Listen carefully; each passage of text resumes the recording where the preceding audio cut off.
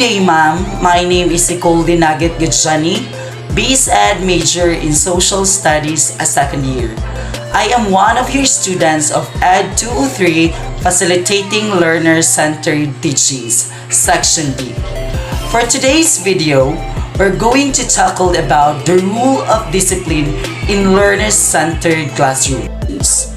And under this topic, we're going also to tackle about collaborative class norms, logical consequences, consistent application, student-specific, time for resolution, and calm space.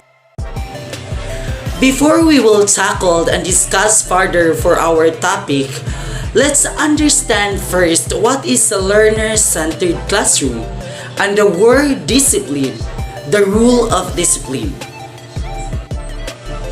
And now on, when we hear the word learner-centered classroom, what would be our thoughts and ideas of these couple of words?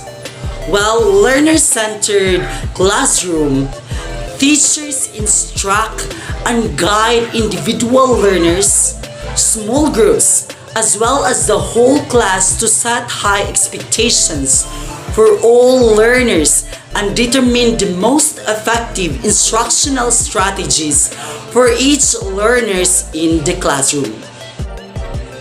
Student-centered classroom looks like a big on collaboration, which means they don't usually have rows or desks facing a teacher, lectern or desk. Instead, these or tables are arranged so that it's easy for students to collaborate on projects or analyzing readings. Learner-centered education uses interactive strategies to engage the students and develop their abilities. This educational approach helps students to develop skills such as decision-making and problem-solving, teamwork, and presentation skills that are relevant to the current labor needs. And now let's talk about a discipline, the word discipline or the rule of discipline, and how it is being connected to teachings or related to learner-centered classroom. Discipline means teaching acceptable behavior and unlearning maladaptive behaviors with support, guidance, and direction in managing behavior. It is about setting limits, clarifying rules, responsibilities, and mutual expectations, and creating a predictable, orderly, and stable life. Disciplines in terms in school creates an orderly atmosphere in which meaningful achievements of learning can take place and positive value, social skills, and attitudes can be inculcated. How do we maintain learner discipline in the classroom? Well, here are the 5 ways in managing classroom discipline. First is to create consistency. Students of all ages will react positively to a consistent approach to discipline. Second is make sure punishment and rewards are clear. Third is don't reward disruptions with attention. Fourth, keep things exciting. And 5 or the last one is wipe the state clean. Using discipline is to teach students, boundaries and limits to help achieve our personal and academic life goals. Discipline helps us stay focused on tasks that we are doing. When we as students stay disciplined, it's easier for us to remain on top of things, our studies and personal lives. A well-disciplined person finds it's easier to be happy because they do not face tensions during exams or daily work. That's why without discipline, learnings cannot be accomplished in the classroom.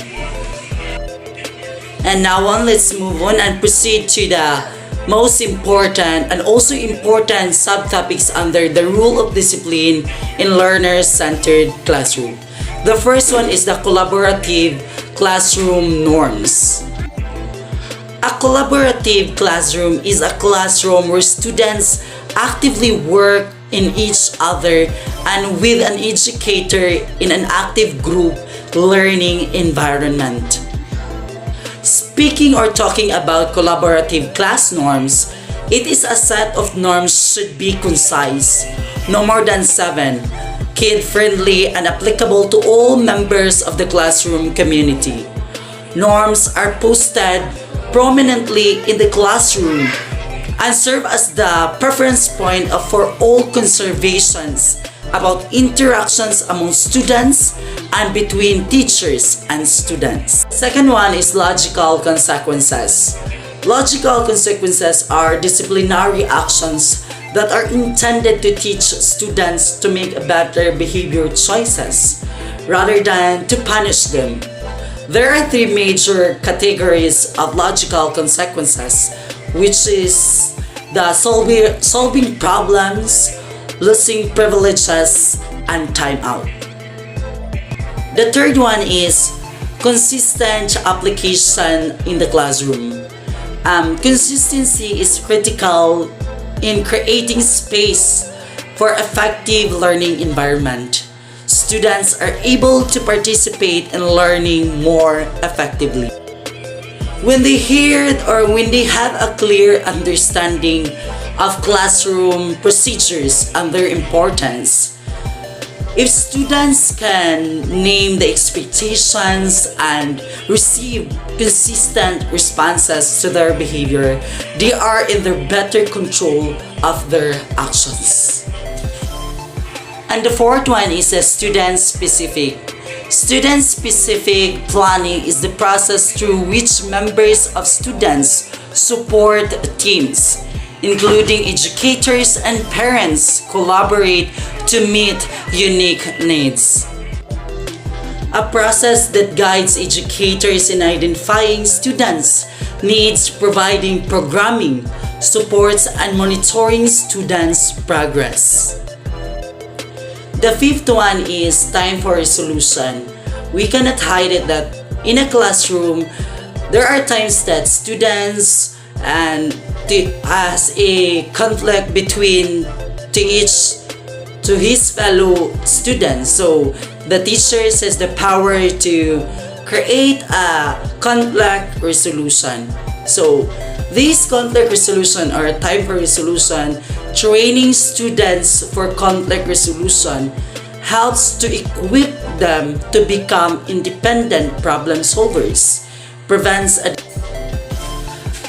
additional behavioral concerns, has a positive effect on learning environment, and supports to the responsible learning atmosphere desired by all schools.